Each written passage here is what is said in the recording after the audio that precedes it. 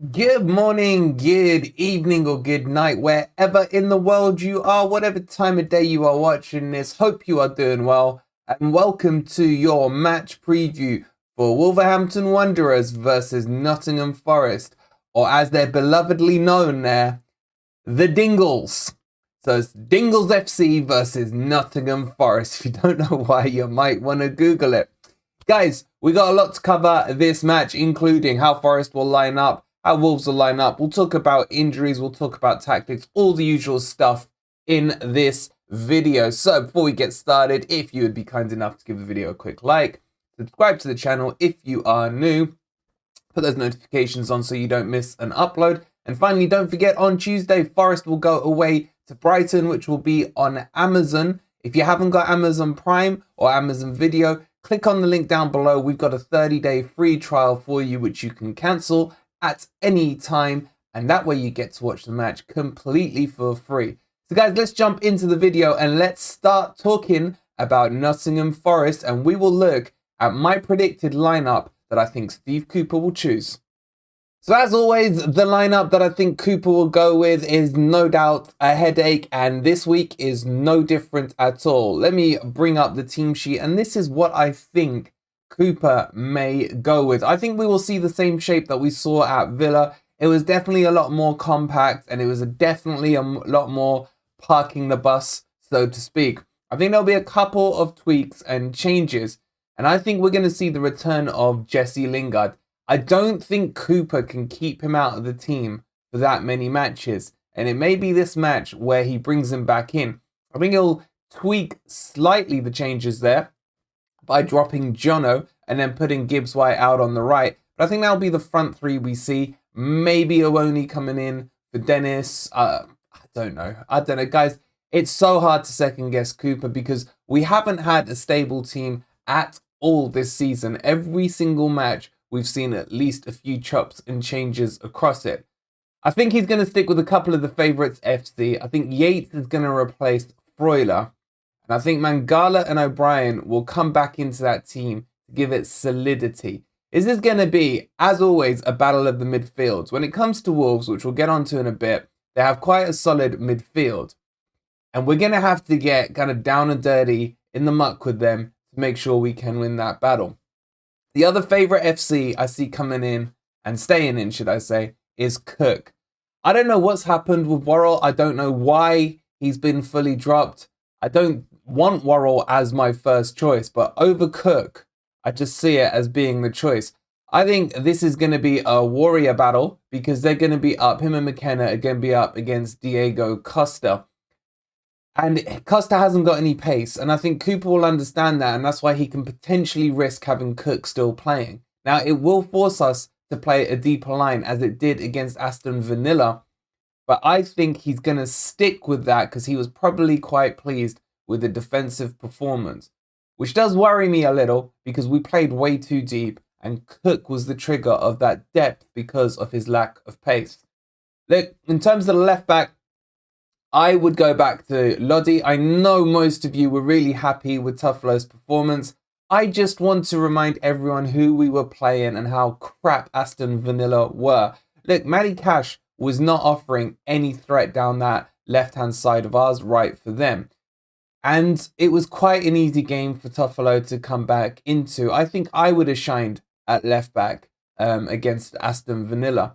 But for me, Lodi should come back in. There's no injuries with him or anything like that. And again, these bigger name players, they're probably not going to be out of the team for more than a game or two without coming back in. Aurier, for me, is definitely a starter over Nico Williams. I think Aurier is a more accomplished player, although I think Nico Williams will come good. May take him a year or so just to mature and get up to where he needs to be. Other than that, I don't think we're going to see too many wholesale changes. Now, will he drop Brennan Johnson? I think he should. I love Brennan Johnson. You guys know he's one of my favourite players. But I feel he needs a game out just to rest up because he's played every game this season pretty much. He's clearly not completely on form. He clearly needs a bit more support. You know, we've had this debate before, and I'll ask you guys the question.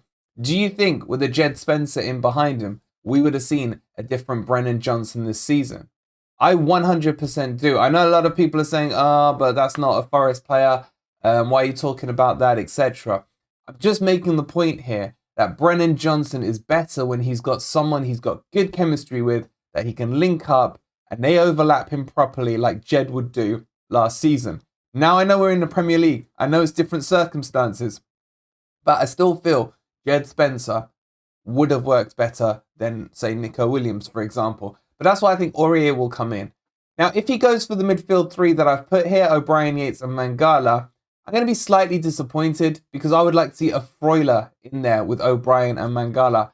For me, I just don't see another three that is better than that in terms of what we have to pick.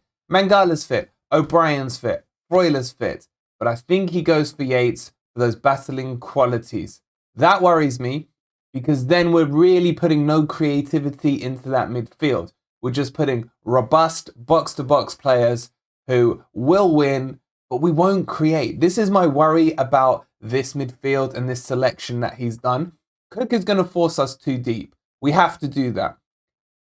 Looking at this game, I think Cooper will probably be happy with a point. I personally won't be because I'm thinking ahead to what the next 3 games have to offer us, and I don't see much change coming out of them. Because Cook is going to drop us so deep, it means that the midfield has to drop deep as well, and then the strikers drop deep. And then what you're going to find, as we've seen, and it's clear to see from the last few games, that they are under strict instructions not to press from the front. And not pressing from the front is causing us to absorb this pressure and try to hold on for results. That's the frustration with this.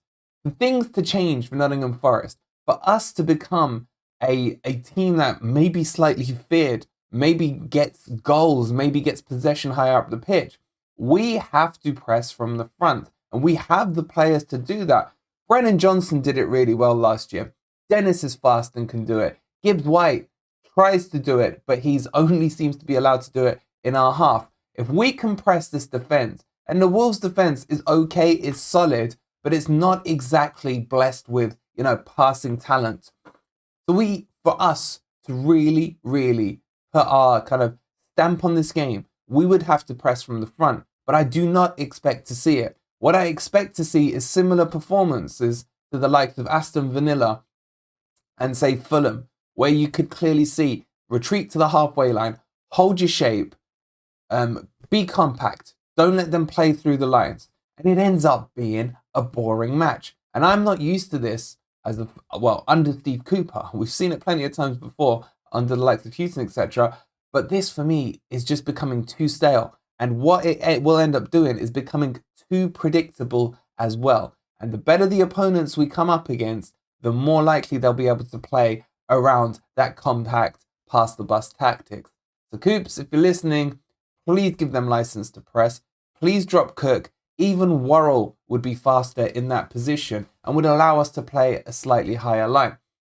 The other thing that's worth noting is Bolly may come into this team for Cook if he's going to come in for anyone. Why do I say that? Because obviously Bolly is an ex-Wolves player. He will know their system, know their tactics, know their players. However, I'm not convinced Cooper will put him in. Because of the way things ended at Wolves, it could be quite hostile for him. And I don't know if Cooper wants to trigger the crowd off into kind of targeting Bolly, etc. Those of you who don't know, he really wanted a move away from Wolves. Can't blame him. And then he was named on a team sheet, just didn't bother turning up to really force a move through. So he may get a hostile reception from the crowd if he plays, but I don't think he will because of that. The person who may get a hostile reception is obviously our shining star, Morgan Gibbs White. And this is the game for him. If ever there was a great time to get your first Forest goal, who better to do it than against your old club? I don't think they'll be too hostile towards him, but at the same time, they're not going to be pleased to see him. Look, at the end of the day, the Wolves fans that I've spoken to were pleased with the money they got for him. Some mocked us, some laughed, saying we paid too much for him.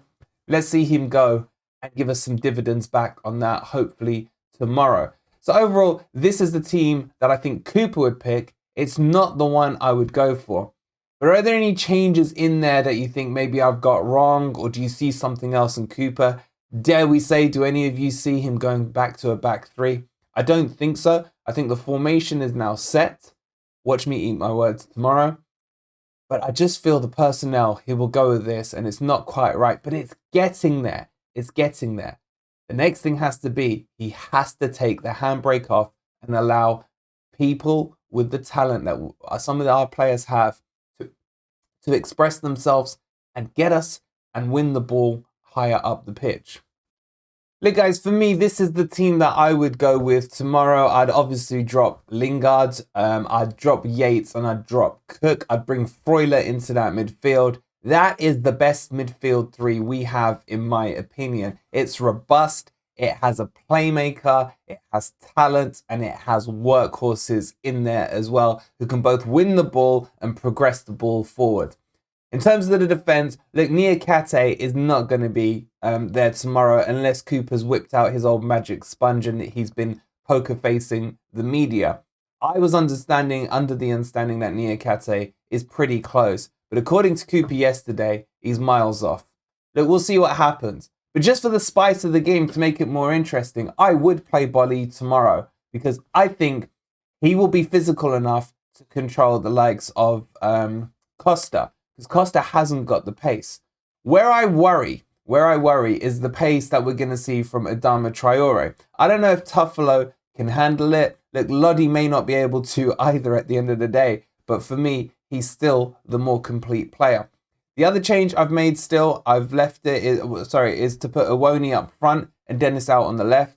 I like Dennis. I think he's a good player. I know a lot of people said he lost the ball a lot on Monday, but I say to you guys, he was trying to go forward with the ball, hence why he lost it. The rest of the team that needs to support him and help him.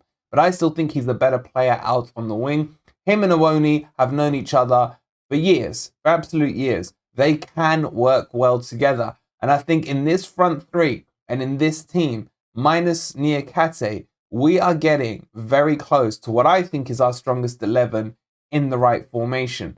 Do you agree with this team? Do you agree with the predicted team I think that Cooper's going to go for? Or maybe you've got your own ideas. I guarantee you I'm going to get comments about Tuffalo over Lodi. I want to see who does it first. So let me know down below. Okay, so let's have a quick chat about the Wolves team. This is the Wolves team that lined up against Chelsea. Now, it's an okay team. The problem they've got is goals. They've only scored 3 all season. But hey, if you need a goal, and you know, what better team could you ask to play for than Nottingham Forest, the givers of gifts in terms of goals, seeing as we have the worst goal difference in the league. But I still think they're going to struggle to score goals, and there's a lot of lack of cohesion currently in this team. The only couple of players who have been decent, I think, this season, Podence has been okay. Nunes has probably been their standout, and obviously Neves, but I believe he's injured as well. You got Ait Nouri, who's injured from the left back. Castro played in for him. And then behind me here at right back, you got Grandad Semedo, who used to be a brilliant right back in his days at Barcelona. The two in the middle, I think, are probably going to be different slightly depending on their injuries. I think Collins is still out. Montinho should play. Again, he's getting on a bit. And Costa, we all know how old he is. Guedes is the one that worries me based on the Valencia match that we watched. And I'm sure you guys joined me in the preseason friendly. He was the one that basically ripped Forest a new one. But he's been crap since he's joined Wolves. However, coming up against Forest in a team where he's already had success this season, he may be the danger man. But he may be dropped as well. It just depends on what their caretaker manager wants to go for. It's a 4-2-3-1. And what they will try and do is be compact as well. You got Adama out wide, who's built chiseledly and has pace. He's going to spell trouble for either Lodi or Tuffalo. Look, it may need Tuffalo, who's got slightly more physique than Lodi, to take on Adama. But I think Lodi's experienced enough to know how to control him. They can switch his formation into a 4-3-3 as well. Putting maybe Podence on the left, Adama on the right, and then Nunes, Montinho, and Guedes in the middle. I look at this team and I see a decent midfield. I see an okay defense and a keeper that's not having the greatest time at the moment, especially in the last match against Chelsea. But I don't see a striker there at all. They got Hwang on the bench, who had potential coming over from the Bundesliga and then has just kind of really flopped in the Premier League. So this is potentially going to be a copy and paste Groundhog Day of the Aston Villa match from Monday. It just depends really on how Forest approach this game and how Wolves approach this game. Again, I think Wolves will look at this as a must win and maybe try and play some expansive football, which would benefit Forest. As if Forest go for that compact park the bus option and we can counter attack, especially if we've got Dennis, MG Dub and Awoni as the three. Look, Johnson would do a great job as well, but I just think he needs a game out. I think that would work. If we end up going for the likes of Coyote, Yates in the middle again, we just don't have that terrier-like pairing, which I think is our best pairing in Mangala and O'Brien, who have to be huge in this match to control the likes of Nunes, Podence and Guedes as well. That's why I've gone with them. This is hugely a battle of the midfield. Midfield will win, or it'll just end up being a bore draw. It's one of those things. Whichever midfield dominates will win. What we may find is that we outnumber them in the midfield because Podence may push up and leave them as a 2 in the middle, with the wide players Guedes and Adama playing out wide. Because as far as I'm concerned, Guedes is not really a wide player. He's most effective centrally or in a cam position, something like that. So I don't think he's being used right by Wolves, and I hope that continues for another game or so. But that's how the team should roughly line up. They do have a few injuries that are costing them, obviously most notably Neves, who's a fantastic player, but he hopefully won't be back in time for Saturday. If this is the same team that comes out against Nottingham Forest, we have a good chance, but it all just depends on our attitude towards it all. But what do you guys think? Which way does this game swing? I'm not sure. I'm really not. It could go either way. This is Nottingham Forest after all. I like the look of that team. I think it could work, but it's going to require Cooper to turn to them and say, take the handbrake off. We've stopped the rot. Now let's go and get a dub. Let me give you a little omen here. Forest are on a current pattern of draw, lose 5, draw. It's very, very symmetrical when you look back at our last 6 results. Now, if you want that symmetry to continue, the game before that draw against Everton was the West Ham one where we took the dub. So Forest, do what you can to keep that symmetry going for all of us like me who have severe OCD on patterns. A W would be the perfect symmetry for it. Do I think Forest can win this one? Honestly, yes. But am I convinced we're going to see expansive football? No. I think the ideal scenario for Cooper here, or what his game set and mindset and tactics will be, is let's lock up and see where we are at half time. And then if we can nick a goal on a counter attack, all good for us. However, I really do believe Cooper would be happy to walk away from here with a point. Problem I've got with that is he'll probably have the same attitude into the Brighton match.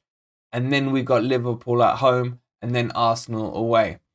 Is this going to be the start of 5 games of Sam Allardyce tactics of parking the bus? That worries me.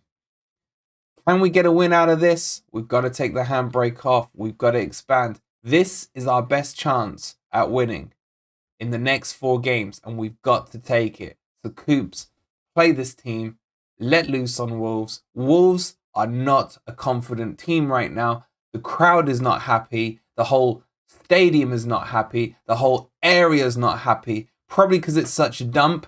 But anyway, it's still going to be very tense for them, and we've got to take advantage. Guys, let me know your thoughts. Do you agree with those teams? Do you agree with those statements? Do you agree with that sentiment? Let me know down below. We, of course, will have the watch along for you guys from 2:30 tomorrow. Finally, a Saturday match. I can't wait. to get started with it. My biggest worry, as always, is an hour before the kickoff when I get most nervous and I have a look at that team sheet and beg and pray that the name of Steve Cook will not be on there. We'll see you later on the next video. Thank you for tuning in. Don't forget, go get your free Amazon trial ready for the Brighton match on Tuesday. Like the video before you leave, subscribe to the channel, and come on, you Reds.